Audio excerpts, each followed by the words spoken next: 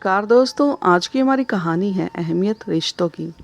आज पूरे 2 वर्षों के बाद राघव अपने देश भारत लौट रहा था और अपनों से मिलने की खुशी से अंदर ही अंदर उत्साहित हो रहा था। उसने अपने आने की खबर भी अपने घर वालों को नहीं दी थी, दरअसल क्योंकि वह उन्हें सरप्राइज देना चाहता था। नौकरी के सिलसिले में राघव ऑस्ट्रेलिया गया था, लेकिन इन 2 वर्षों में अपने काम में कुछ ऐसा उलझ गया कि अपने देश वापस लौटकर नहीं आ सका। एयरपोर्ट पर उतरकर राघव सोचने लगा कि पिछली बार जब उसकी पत्नी कोमल से उसकी बात हुई थी तो उसने बताया था कि माँ की तबीयत आजकल ठीक नहीं रहती। शायद उन्हें शहर की हवा रास नहीं आई, इसलिए कुछ दिनों के लिए वह गांव में रहने चले गए हैं। कुछ समय के लिए उन्होंने शर्मिला काकी के घर पर ही एक कमरा किराए पर ले लिया है। राघव जल्द से जल्द अपने माँ बाबूजी से मिलना चाहता था, इसलिए वे एयरपोर्ट पर उतरकर अपनी पत्नी से मिले बिना टैक्सी करके सीधा गांव के लिए निकल गया। गांव पहुंचकर जैसे ही टैक्सी से बाहर निकला तो गांव की मिट्टी की सौंधी सौंधी खुशबू उसे अपनी ओर आकर्षित करने लगी। उसका बचपन उसकी आंखों के सामने किसी चलचित्र की तरह दिखाई देने लगा। साहिल कुछ पलों के लिए अपने गांव की मीठी मीठी यादों में खो गया। शर्मिला काकी के घर जाते हुए वह गांव की हर एक गली और हर एक नुक्कड़ को बड़े ध्यान से देखता जा रहा था और अपने माता पिता के साथ वहां बिताए गए अनमोल पलों को याद करता जा रहा था। जब राघव शर्मिला काकी के घर पहुंचा तो उसे देखते ही काकी के बूढ़े चेहरे पर एक मुस्कुराहट फैल गई। प्रणाम काकी। अरे बेटा राघव, इतने सालों बाद। कैसी हैं काकी आप? मैं अच्छी हूँ बेटा, तुम लोगों का क्या हाल चाल है? मैं ठीक हूँ काकी। ऐसा कहते हुए राघव इधर उधर नजर दौड़ाने लगा। उसकी जिज्ञासा भरी नजरें अपने माता पिता को ढूंढ रही थी। तभी शर्मिला काकी बोली, क्या हुआ राघव बेटा, किसे ढूंढ रहा है? फिर राघव कहने लगा, वो काकी काकी मेरे माँ बाबूजी कहाँ हैं? बहुत समय हो गए उनसे मिले हुए, क्या आप उन्हें बुला देंगी? राघव की बात सुनकर शर्मिला काकी हैरान रह गई। अरे बेटा राघव, यह कैसी बातें कर रहे हो? तुम्हारे माँ बाबूजी? आखिर तुम कहना क्या चाहते हो? तुम्हारे माँ बाबूजी तो शहर में ही रहते हैं ना। मुझे तो कितने साल हो गए हैं तेरी माँ से मिले हुए। यह सुनकर राघव के चेहरे का रंग उड़ गया। फीकी सी मुस्कुराहट के साथ बोला, लेकिन काकी, माँ बाबूजी तो कब से गांव वापस आ चुके थे और वह तो यही गांव में ही आपके घर रहा करते थे ना। तभी काकी हैरानी से बोली, नहीं राघव बेटा, तुम्हें कोई गलतफहमी हुई होगी। तेरे माँ और बाबूजी तो कब से यहाँ आए ही नहीं। जब से वह तेरे साथ शहर में रहने के लिए गए हैं तब से लेकर आज तक मैंने उन्हें दोबारा नहीं देखा। और बहन कल्याणी जी से मिलने को तो मेरी भी आंखें कब से तरस गई हैं। क्या हुआ बेटा, सब ठीक तो है ना? यह सुनकर राघव की हैरानी का ठिकाना ही न रहा। वह गंभीर सोच में पड़ गया। हाँ हाँ काकी, सब ठीक है, शायद मुझे ही कुछ गलत फहमी हुई होगी। अच्छा ठीक है काकी, अब मैं चलता हूँ। राघव उदासी भरे स्वर में बोला, पर बेटा राघव, तूने चाय नाश्ता तो किया ही नहीं। कोई बात नहीं, आज मुझे जरा जल्दी है, फिर कभी। यह कहकर राघव फिर बाहर निकल गया। राघव गांव के अन्य लोगों से भी पूछताछ करने लगा, लेकिन उसे कुछ पता नहीं चला। आखिरकार माँ बाबूजी कहाँ गए, यह सोचते हुए उसने अपनी पत्नी को फोन लगाकर उससे पूछना चाहा, तो पाया कि उसकी पत्नी का फोन स्विच ऑफ था। उसने बहुत बार कोशिश की, लेकिन अपनी पत्नी से बात नहीं कर पाया। थक हार कर राघव गांव से निकलते ही वापस टैक्सी में बैठ गया और अपने शहर की ओर निकल पड़ा। राघव को इतना परेशान देखकर टैक्सी ड्राइवर ने उससे उसकी परेशानी का कारण जानना चाहा। टैक्सी ड्राइवर ने कहा, क्या हुआ साहब, मैं काफी समय से देख रहा हूँ, आप बहुत परेशान लग रही हैं। राघव ने हताश होकर बिना किसी आनाकानी के उसे सारी बात बता दी। जैसे ही वह लोग शहर पहुंचे तो टैक्सी ड्राइवर ने गाड़ी को माता रानी के मंदिर के बाहर रोक दिया और कहने लगा, देखिए बाबूजी, इस मंदिर की बहुत मान्यता है। कहते हैं इस मंदिर में माथा टेक कर जो भी मुराद मांगो वह पूरी हो जाती है। टैक्सी ड्राइवर की बात सुनते हुए राघव अपने मन को शांत कर अपने दिल को दिलासा देते हुए मंदिर की ओर कदम बढ़ाता है। जैसे ही वह मंदिर में माथा टेकने के लिए मंदिर के प्रांगण में आया तो उसने देखा कि वहाँ बहुत भीड़ जमा है, क्योंकि वहाँ कुछ लोगों द्वारा प्रसाद वितरित किया जा रहा था और बहुत से गरीब और भूखे लोग वहाँ से प्रसाद लेकर खा रहे थे। तभी उसकी नज़र एक बूढ़े व्यक्ति पर पड़ी। वह व्यक्ति मैले कुचैले कपड़ों में था। उसकी दाढ़ी और नाखून बड़े हुए थे और बहुत मुश्किल से चल पा रहा था। दुबला पतला शरीर और शारीरिक तौर पर भी बहुत कमजोर लग रहा था। वह भीड़ में घुसकर प्रसाद लेने की कोशिश कर रहा था, परंतु कई बार कोशिश करने के बावजूद भी अंदर जाने में नाकामयाब हो रहा था। वह कमजोर बूढ़ा व्यक्ति हिम्मत करके फिर प्रयत्न करने लगता है, परंतु भीड़ में टिक पाने में स्वयं को असमर्थ पा रहा था।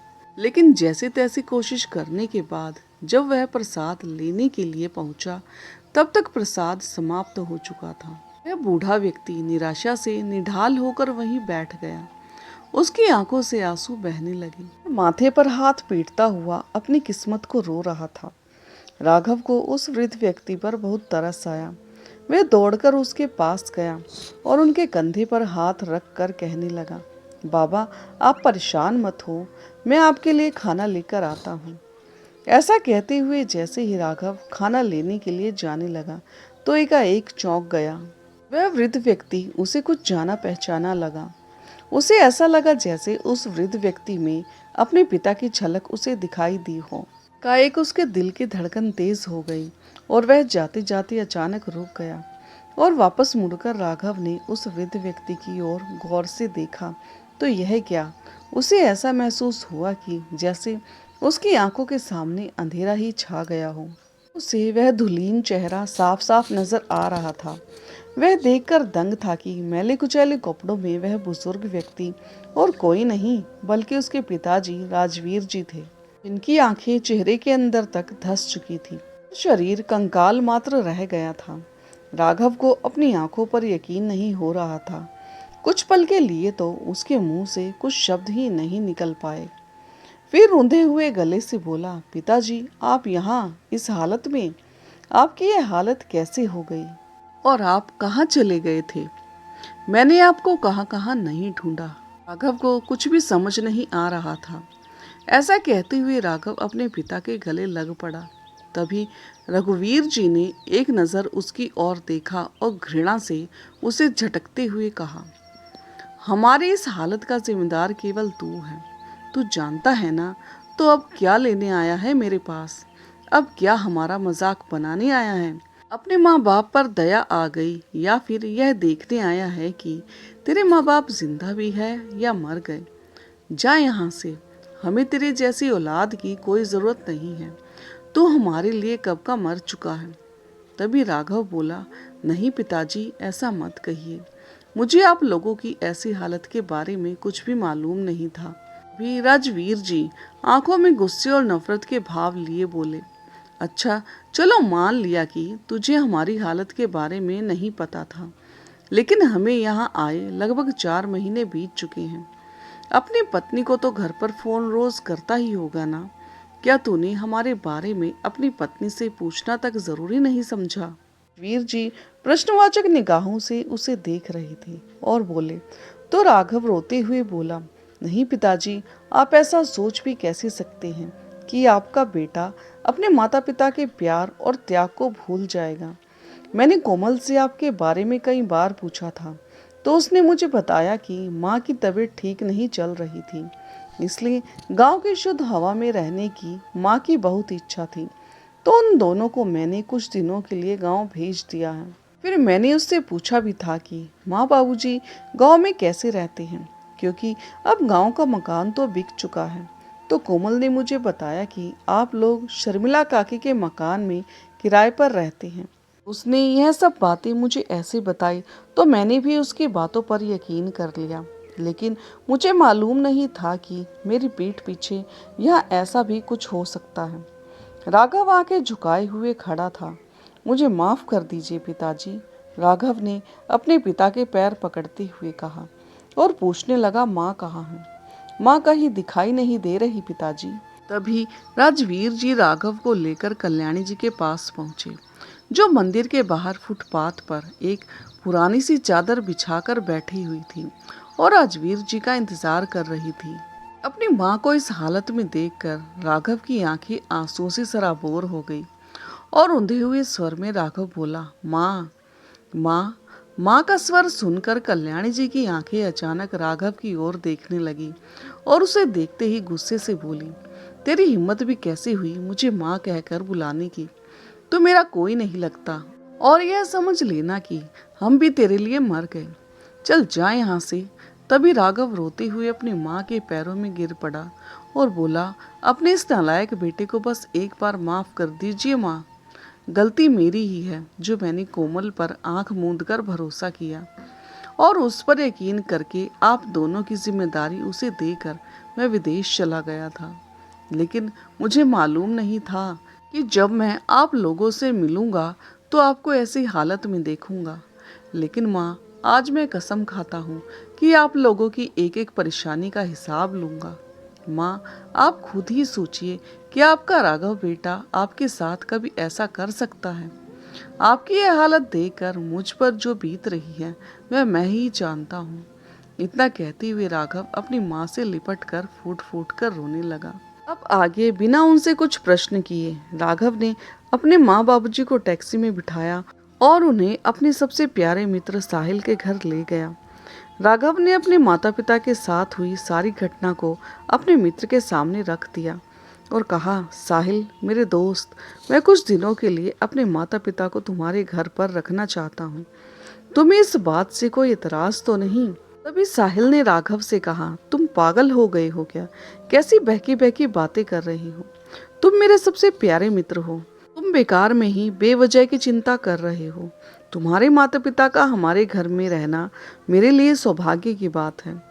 तुम तो जानते ही हो कि बचपन में ही मेरे माता पिता का एक रोड एक्सीडेंट की वजह से देहांत हो गया था। इसी बहाने ही सही मुझे कुछ दिनों के लिए तुम्हारे माता पिता का प्यार भी मिल जाएगा और मुझे उनकी सेवा करने का मौका भी। तभी साहिल ने अपनी पत्नी से कहकर उनके लिए एक से बढ़कर एक व्यंजन बनवाए, उन्हें भरपेट खाना खिलाया और वहीं उनके रहने का इंतजाम भी कर दिया। साहिल का घर बहुत ही आलीशान था, जिसे देखकर राजवीर और कल्याणी जी हैरान रह गए। तभी राघव बोला, माँ, पिताजी, आप यहाँ कुछ दिनों के लिए आराम से रहिए। सब कुछ ठीक हो जाने पर मैं आपको घर लेकर चलूंगा। आप चिंता मत कीजिएगा, यह मेरा सबसे प्यारे मित्र का घर है। लेकिन सबसे पहले मुझे पूरी बात बताइए, ताकि मुझे भी पता चले कि कोमल ने मुझसे क्या क्या छुपाया है। बेटा, क्या बताऊं, तेरे जाने के बाद 4-5 महीने तक तो बहू का व्यवहार बहुत अच्छा था। हम तो खुद को बड़े ही खुशनसीब समझ रहे थे और ईश्वर का हर पल शुक्रिया अदा कर रहे थे कि हमें ऐसा बेटा बहू मिले। लेकिन हमें क्या पता था कि बहू का अच्छा व्यवहार केवल हमें भ्रमित करने के लिए है। जब उसे यह मालूम चला कि तू अभी और 6 महीने के लिए ऑस्ट्रेलिया में ही रहने वाला है, तो उसका रवैया एकदम से बदल गया। सारा दिन बहू कभी अपनी माँ तो कभी अपनी सहेलियों से फोन पर बात करती रहती थी और सारे काम करने का जिम्मा केवल तेरी माँ का था। फिर आगे राजवीर जी बोले, बेटा, कोमल बहू हमसे रोजाना बदतमीजी करती थी और यदि तेरी माँ कुछ बोलती थी तो घर में तांडव मचा देती थी। एक दिन सुबह जब हम लोग नींद से जागे तो देखा कि बहू घर से गायब थी। हमने पूरा घर छान मारा लेकिन वह कहीं नहीं थी। हमने बहू को फोन लगाया लेकिन उसने फोन भी नहीं उठाया। किसी अनहोनी के डर से हमारा दिल अंदर तक कांप उठा था। दोपहर के समय जब वह घर लौटी तो हमारी जान में जान आई, लेकिन हमने देखा कि उसके हाथ में एक बड़ा सा बैग था। हम बहुत हैरान रह गए।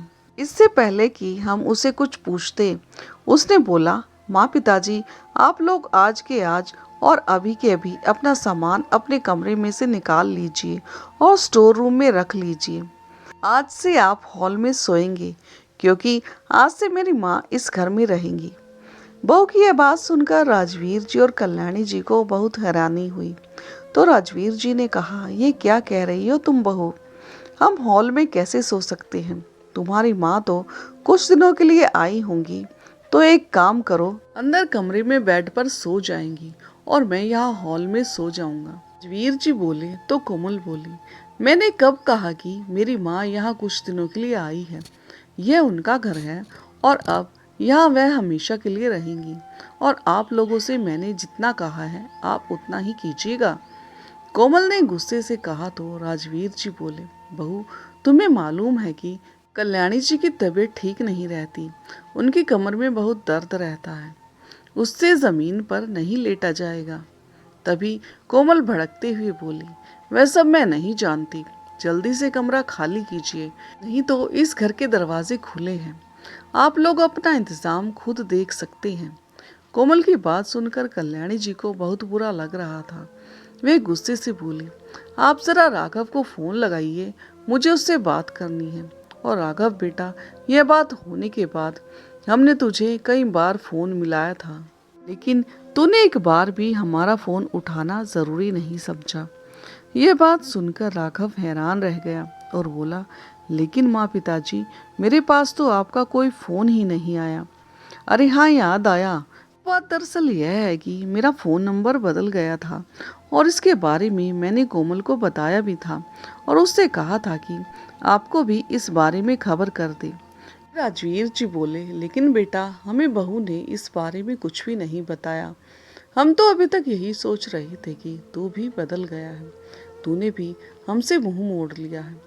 फिर कल्याणी जी बोली, बेटा, मैंने बहू को एक बार कहा भी था कि मेरी एक बार राघव से बात करा दो। तभी कोमल बहू ने कहा, मेरे पति ने आपका ठेका नहीं ले रखा क्या? हर बात पर आप लोग राघव को फोन लगाने की बात करते हैं। वो वहाँ पर काम करते हैं, कोई मौज मस्ती करने नहीं गए हैं, आराम करने नहीं गए हैं, और वैसे भी उन्हें सब मालूम है। उनकी रजामंदी से ही मैं अपनी मम्मी को यहाँ पर लेकर आई हूँ, ये सब मालूम है। हाँ पिताजी, मुझे कोमल ने यह कहा भी था कि वह अपनी मम्मी को हमारे घर लेकर आ रही है, क्योंकि उसके भाई भाभी उसकी मम्मी का ठीक से ख्याल नहीं रखते और उससे झगड़ा करती हूँ। लेकिन पिताजी, यदि मुझे मालूम होता कि कोमल आप लोगों को अपने कमरे से निकाल रही है, तो मैं आपके साथ कभी ऐसा नहीं होने देता। फिर राजवीर जी नम आंखों से कहने लगे, बेटा, बहू ने हमारी ऐसी हालत कर दी थी कि हमारे पास कोई चारा भी नहीं बचा था और हमने सोच लिया था कि यदि 2 रोटी खानी है तो बहू की बातें चुपचाप सुननी होंगी। बेटा, हमने तो सब्र कर लिया था, लेकिन एक दिन अचानक तेरी माँ को तेज बुखार चढ़ा था और मैं उसकी सेवा में लगा हुआ था। वैसे तो पूरे घर का काम तेरी माँ ही किया करती थी। तो उस दिन बहू ने आकर कहा कि मेरे चाचा जी घर पर आ रहे हैं, इसलिए माँ जी आज अच्छा सा खाना बना दीजिएगा। तो मैंने कहा कि कैसी निर्दयी हो तुम बहू, क्या तुम्हें नजर नहीं आ रहा कि तुम्हारी सास की तबीयत ठीक नहीं है, वह बीमार है, तुम्हें तो इनकी सेवा करनी चाहिए, उल्टा तुम उसे काम बता रही हो। इस पर समधन जी मुझे कहने लगी कि आप जाकर उनके लिए दवाई ले आइए, दवाई खा लेंगे तो राहत मिल जाएगी और काम में मन भी लगेगा, और वैसे भी तबीयत ठीक हो या ना हो, घर का काम तो करना ही पड़ता है। तो बेटा, मुझे समधन जी की यह बात सुनकर बड़ी हैरानी हुई। मैंने गुस्से में कह दिया कि आप भी एक औरत हैं और आपको मेरी पत्नी का दर्द समझना चाहिए। आज मेरी पत्नी घर का कोई काम नहीं करेगी। फिर कल्याणी जी बोली, बेटा, उस दिन के बाद कोमल बहू और समधन जी दोनों मिलकर आए दिन हमें बातें सुनाती। बहू ने तो हमें खाना तक भी देना बंद कर दिया था। जैसे तैसे करके मैं या तेरे पिताजी रसोई घर में जाकर अपने लिए खाना बनाकर ले आते और खा लेते। उसमें भी बहू चिल्लाती थी।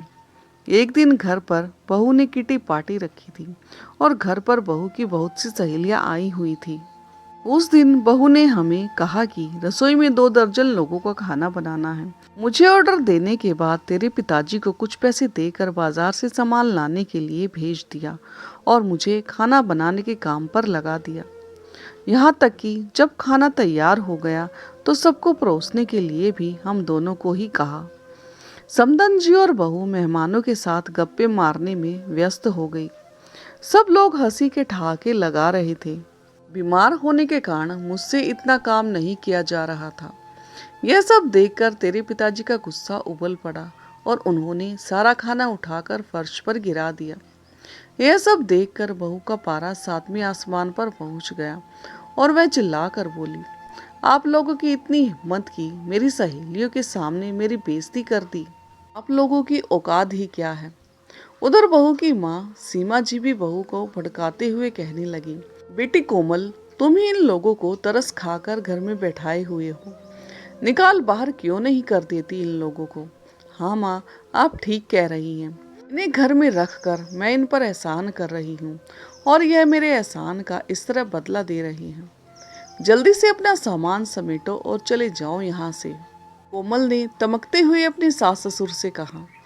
यह सब बातें बताते हुए कल्याणी जी फूट फूट कर रोने लगी और कहने लगी, बेटा तू नहीं जानता, बहू ने भरी दोपहर में हमें घर से बाहर निकाल दिया। हम कहाँ जाते। गांव वाला मकान भी अब हमारा नहीं रहा था। हम लोग सड़क पर आ गए थे। मेरी हालत तो पहले से ही खराब थी। अपमान के तूफान झेल कर तेरे पिताजी भी बीमार रहने लगे। थोड़ी थोड़ी देर में इन्हें सांस चढ़ने लगता था। हम कहाँ जाते, कैसे खाते। हमारे पास और कोई चारा भी नहीं था, इसलिए हम इस मंदिर के बाहर आकर बैठ गए। लेकिन तुम हम तक कैसे पहुंचे बेटा। कल्याणी जी के पूछने पर राघव ने कहा, माँ, आप लोगों को घर से निकालने के बाद कोमल ने मुझसे कहा कि आप लोग तो शर्मिला काकी के पास गांव में चले गए हैं। वो जब मैंने कुछ दिनों के बाद उनसे पूछा कि माँ बाबूजी का फ़ोन क्यों नहीं लग रहा, तो उसने बताया कि आपका फ़ोन घर पर ही रह गया है और आप लोग गांव वालों के साथ तीर्थ यात्रा पर गए हैं। इस कारण आप लोगों से बात नहीं हो पाई। मुझे थोड़ा शक भी हुआ, क्योंकि यदि आप तीर्थ यात्रा पर जाते तो एक बार मुझसे ज़रूर कहते, यूँ बिना बताए न जाते। इसलिए मैं जल्दी जल्दी काम निपटा कर कोमल को खबर किए बिना भारत वापस लौट आया। आपसे मिलने के लिए मैं सबसे पहले गांव में ही गया था, लेकिन वहाँ शर्मिला काकी ने मुझे बताया कि आप तो वहाँ गए ही नहीं थे। माँ बाबूजी, मुझे आप लोगों की बहुत चिंता हो रही थी। खुद को बहुत लाचार महसूस कर रहा था, इसलिए यहाँ माथा टेकने आ पहुँचा और आप लोगों को ऐसी हालत में पाया। लेकिन आप लोग बिल्कुल चिंता मत करना, अब मुझे सब पता चल गया है। सारा माजरा मेरी समझ में आ गया है। अब तो उस जालिम औरत को मजा चखाने का समय है। मैं कसम खाता हूँ माँ, अगर उसे उसकी औकात न दिखाई तो मैं भी आपका बेटा नहीं। ऐसा कहकर राघव अपने घर लौट आया। जैसे ही घर पहुंचा तो देखा कि दोनों माँ बेटी बैठे हुए चाय और पकोड़ों का आनंद ले रही थी और बातें करने में इतनी मशगूल थी कि उन्हें पता ही न चला कि कब राघव घर के अंदर आ गया। उसी समय कोमल की माँ सीमा जी बोली, बेटी कोमल, तूने अपने सास ससुर को यहाँ से निकाल तो दिया, लेकिन एक बार देखना तो चाहिए कि वे लोग कहाँ गए हैं और क्या कर रहे हैं। कहीं उन्होंने दामाद जी को सारी बात तो नहीं बता दी, तो हमारा क्या होगा। अरे माँ, आप भी क्या बात कर रही हैं। जब उन्हें अपने बेटे का फ़ोन नंबर ही नहीं मालूम तो वे उसे कैसे फ़ोन करेंगी। आप निश्चिंत रहिए, और वैसे भी उनके आने में अभी बहुत समय बाकी है। तब तक तो वे दोनों स्वर्ग सिधार जाएंगे। ऐसी हालत में भला कितने दिन और जीवित रहेंगे। कोमल ने हंसते हुए कहा। तभी सीमा जी बोली, लेकिन बेटी, अगर दामाद जी पूछेंगे तो तुम क्या बताओगी। फिर कोमल ने कहा, माँ, जब तक आपके दामाद जी भारत वापस आएंगे तब तक कुछ सोच लेंगे। अभी तो लाइफ को एंजॉय करो। यह बात करते हुए वे दोनों जोर जोर से हंसने लगी। चिंता मत कीजिए, मेरा प्लान बिल्कुल पक्का है। तभी राघव अंदर चला आया। उसे देखते ही कोमल के चेहरे का रंग उड़ गया और ठिठक कर उठ खड़ी हुई। अरे क्या हुआ, तुम्हें सांप क्यों सूंघ गया। ऐसा कहते हुए कोमल की माँ ने दरवाजे की ओर पलटकर देखा तो उसके पैरों तले से जमीन खिसक गई। वो दोनों मन ही मन सोच रही थी कि कहीं राघव ने उनकी बातें सुन तो नहीं ली। उसी समय राघव हंसते हुए बोला, देखा, हैरान रह गई ना। मुझे देखकर मैं तुम्हें सरप्राइज देना चाहता था, इसलिए बिना बताए ही आ गया।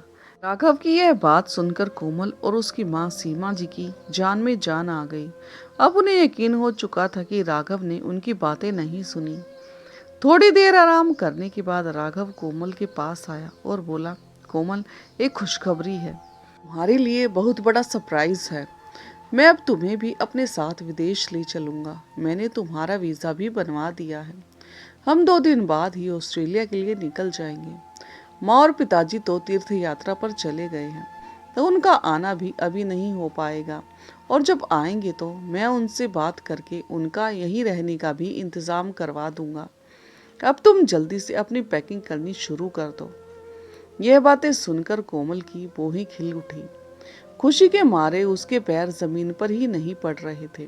तभी सीमा जी जो यह सब बातें सुन रही थी, परेशान होते हुए बोली, कोमल बिटिया, तुम तो विदेश जाने के बारे में सोच रही हो, लेकिन यह भी तो सोचो फिर मेरा क्या होगा।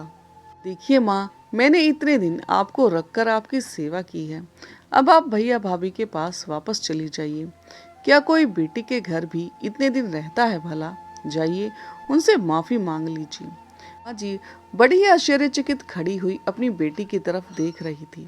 अब मैं आपके कारण विदेश में जाना तो छोड़ नहीं सकती ना। पता है मैं कितना तरसती थी विदेश में जाने के लिए, और अब जब मौका मिल रहा है तो मैं इस मौके को हाथ से नहीं जाने दूंगी। अपनी बेटी के मुंह से यह सब बातें सुनकर उसकी माँ हैरान रह गई। अगले ही दिन उसने अपनी माँ को अपने घर से विदा कर दिया और खुशी खुशी विदेश जाने की तैयारी में जुट गई। जिस दिन उसकी फ्लाइट थी, राघव ने उसे फ्लाइट में बैठाकर कहा, तुम यहीं बैठो, मैं बस 2 मिनट में आया। लेकिन जब फ्लाइट उड़ने का समय हुआ तब तक भी राघव वहां वापस नहीं लौटा था।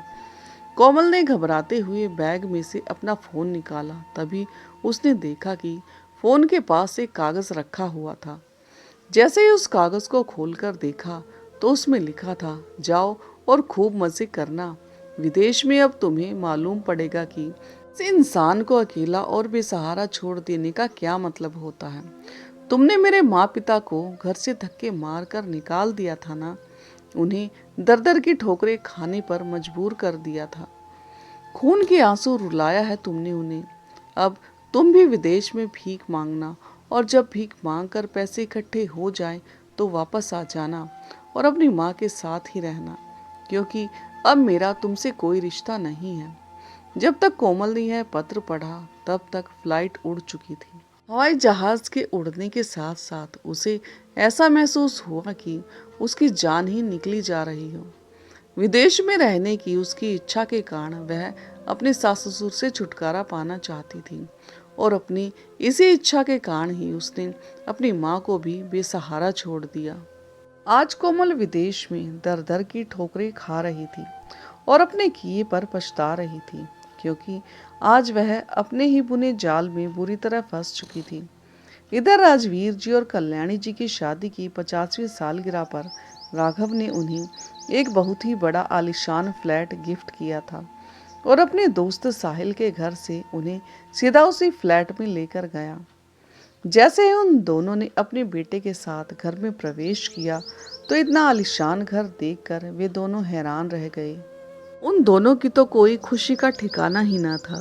तभी राघव बोला, मेरे प्यारे माँ पिताजी को शादी की 50वीं सालगिरह बहुत बहुत मुबारक हो। अब आप लोगों को आपके इस घर से कोई नहीं निकाल सकता, क्योंकि यह घर मैंने आपके नाम पर खरीदा है।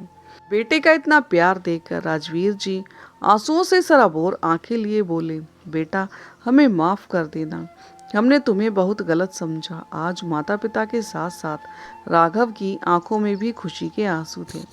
कुछ समय के बाद राघव के पास कोमल का फोन आया, लेकिन राघव ने उसका फोन काट दिया। उसने कई बार फोन लगाया लेकिन राघव ने नहीं उठाया। तब राजवीर जी के पूछने पर राघव ने उन्हें सब कुछ बता दिया कि किस तरह उसने कोमल को उनके बुरे कर्मों की सजा दी। इतना सुनते ही राजवीर जी और कल्याणी जी परेशान हो गई। थोड़ी देर के बाद कोमल ने फिर से फोन लगाया तो राजवीर जी ने फोन उठा लिया। उधर से कोमल के रोने की आवाज आई और फिर गिड़गिड़ाते हुए बोली, बाबूजी मुझे माफ कर दीजिए, मैंने आप लोगों के साथ बहुत बुरा व्यवहार किया, जिस कारण राघव ने मेरे साथ ऐसा किया। उसने मुझे अकेला छोड़ दिया, उन्होंने मुझसे सारे रिश्ते खत्म कर लिए। आप ही उन्हें कुछ समझाइए ना, मैं यहाँ बहुत तकलीफ में हूँ। बाबूजी, मुझे सबक मिल चुका है। मैं कसम खाती हूँ कि आज के बाद आप लोगों को कोई तकलीफ नहीं होने दूंगी। कोमल के इतना कहने पर राजवीर और कल्याणी जी का दिल पिघल गया। उन्होंने बेटे से कहकर कोमल के आने का इंतजाम करवाया। 2 दिन बाद कोमल घर पहुंच गई। उसने अपने सास ससुर के पैरों में गिरकर उनसे माफी मांगी और उनकी खूब सेवा करने लगी। आज एक बेटे ने दुनिया वालों के सामने एक मिसाल कायम कर दी थी। लेकिन उधर कोमल की माँ सीमा जी जब अपने घर पहुंची तो देखा कि उसका सारा सामान स्टोर रूम में शिफ्ट हो चुका था। उनके अपने कमरे में उनके लिए कोई जगह नहीं थी, क्योंकि उस कमरे में उनकी बहू के पिताजी आराम कर रहे थे। दोस्तों, आपको ये भावुक और प्रेरणादायक कहानी कैसी लगी और कहानी का कौन सा हिस्सा आपके दिल को छू गया, कमेंट करके ज़रूर बताएं। और हाँ, यदि चैनल पर नए हो तो चैनल को लाइक, सब्सक्राइब और शेयर करना ना भूलें। तो मिलते हैं एक नई कहानी के साथ, तब तक के लिए धन्यवाद।